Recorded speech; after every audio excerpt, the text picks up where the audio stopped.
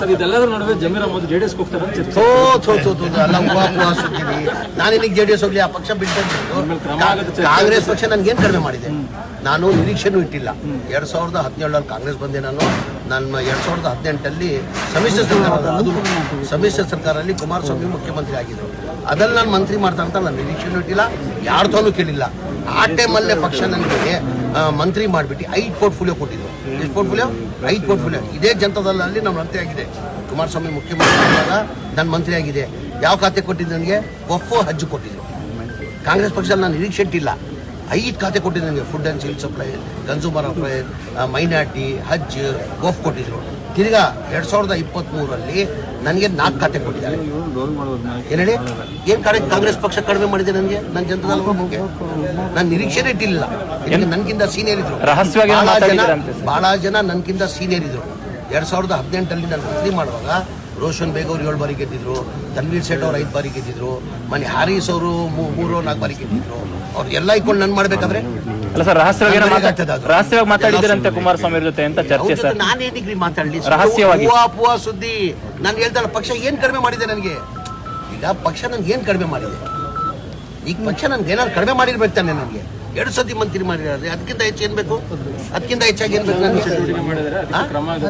ಯಾರು ಮಾಡಿದ್ದಾರೆ? ಈಗ ಯಾರು ಏನಾಗಿದೆ ಯಾರಂತ ಹೇಳ್ಬೇಕಾರೆ? ಇಂಥವ್ರಂತ ಹೇಳಿದಾರ?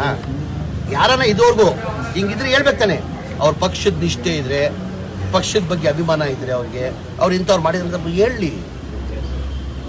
ಸುಮ್ಗೆ ಗೋಡೆ ಮೇಲೆ ದೀಪ ಇಟ್ಟು ಅದು ಇದು ಮಾಡಿದ್ರೆ ನಾವೇನು ಮಾಡಿ? ಹ್ಯಾರಿಸ್ ಅವ್ರ ಮೇಲೆ ಒಂದು ಇಡೀ ರೇಡ್ ಆಗಿದೆ ಸರ್, ನೋಡಿರ್ಬೋದು. ಈಗ ಯಾವತ್ತನ ಬಿಜೆಪಿ ಅವ್ರ ಮೇಲೆ ಯಾವ್ದಾನ ರೇಡ್ ಆಗಿದೆಯಾ? ಬಿಜೆಪಿ ಮುಖಂಡರ ಮೇಲೆ ನಮ್ಮ ರಾಜ್ಯದಲ್ಲಿಲ್ಲ, ಇಡೀ ದೇಶದಲ್ಲಿ ಬರೀ ಕಾಂಗ್ರೆಸ್ ಅವರೇ ಸಿಕ್ಕಲ್ಲ. ಈಗ ನನ್ನ ಮನೆಯಲ್ಲೂ ರೇಡ್ ಆಗಿತ್ತು, ಬಹಳ ಜನ ಕಾಂಗ್ರೆಸ್ ಮುಖಂಡರಿಗೆಲ್ಲ ರೇಡ್ ಆಗಿದ್ದು. ನಿನ್ನೆ ಹಾರೀಸ್ ಅವ್ರಿಗೆ ರೇಡ್ ಆಗಿದ್ದಾರೆ. ಯಾವತ್ತನ ಬಿಜೆಪಿ ಅವ್ರ ಮುಖಂಡರ ಮೇಲೆ ರೇಡ್ ಆಗಿರುತ್ತೋ ತೋರಿಸಿ, ಒಂದು ಉದಾಹರಣೆ ತೋರಿಸಿ ನನಗೆ. ಒಂದು ಉದಾಹರಣೆ ನಾನು ಮಾಡಿದ ತಪ್ಪಂತ ಇಲ್ಲ, ಏನೋ ಒಂದು ಇದ್ರೆ ಮಾಡಿರ್ಬೋದು. ಆ ತನಿಖೆ ನಡೀತಾ ಇದೆ, ತನಿಖೆ ನಡೆದಾದ್ಮೇಲೆ ಸತ್ಯಾಂಶ ಆಚೆ ಬರ್ತದೆ. What ever it is. BJP ಅವ್ರಿಗೆ ಏನಕ್ಕೆ ಮಾಡ್ತಾ ಇಲ್ಲ? ಇವರೆಲ್ಲ ಸತ್ಯ ಹರಿಶ್ಚಂದ್ರ ಇವರು ಬಿಜೆಪಿ ಅವರು.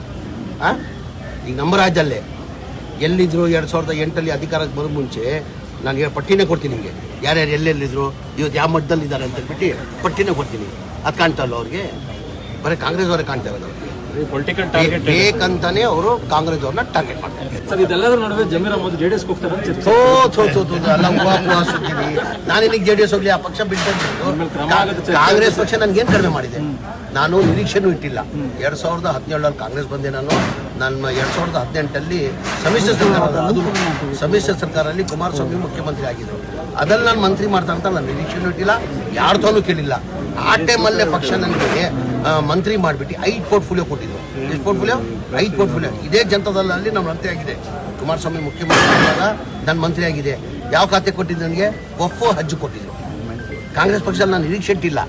5 ಖಾತೆ ಕೊಟ್ಟಿದ್ದು ನನಗೆ. Food and civil supply, consumer affair, minority, ಹಜ್, ವಫ್ ಕೊಟ್ಟಿದ್ರು. ತಿರ್ಗಾ 2023 ನನಗೆ 4 ಖಾತೆ ಕೊಟ್ಟಿದ್ದಾರೆ. ಏನು ಹೇಳಿ? ಏನು ಕಾಂಗ್ರೆಸ್ ಪಕ್ಷ ಕಡಿಮೆ ಮಾಡಿದೆ ನನಗೆ? ನನ್ನ ಜನತಾದಳ ಬಗ್ಗೆ ನಾನು ನಿರೀಕ್ಷೆನೇ ಇಟ್ಟಿಲ್ಲ. ನನ್ಗಿಂತ ಸೀನಿಯರ್ ಇದ್ರು, ಬಹಳ ಜನ ನನ್ಗಿಂತ ಸೀನಿಯರ್ ಇದ್ರು. 2018 ನಾನು ಮಂತ್ರಿ ಮಾಡುವಾಗ